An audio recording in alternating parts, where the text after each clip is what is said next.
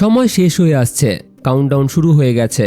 বন্ধুরা, মধ্যপ্রাচ্য এখন এমন এক জায়গায় দাঁড়িয়ে আছে যেখানে একটা ভুল সিদ্ধান্তে পুরো অঞ্চল আগুনে পুড়ে ছাই হয়ে যেতে পারে।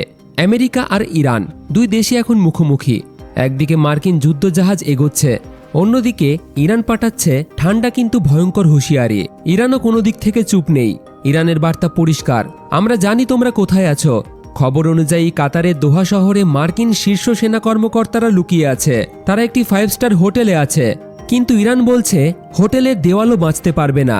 এই দোহা শহরের কাছেই আছে আল উদেইদ এয়ারবেস, মধ্যপ্রাচ্যে আমেরিকার সবচেয়ে বড় সামরিক ঘাঁটি। প্রায় 10,000 মার্কিন সেনা সেখানে মোতায়েন আছে। এদিকে আমেরিকাও চুপ করে বসে নেই।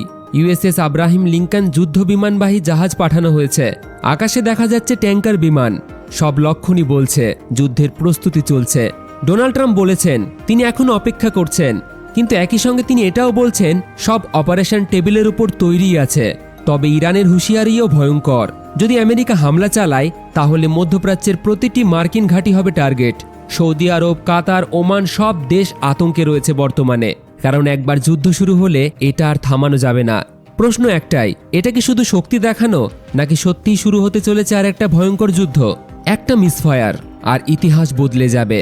বিশ্ব এখন তাকিয়ে আছে একটাই দিকে, ট্রাম্প কি সিদ্ধান্ত নেবেন। আপনাদের কি মতামত কমেন্ট অবশ্যই জানাবেন। ভিডিও ভালো লাগলে একটি লাইক করে চ্যানেলটিকে সাবস্ক্রাইব করে দিন।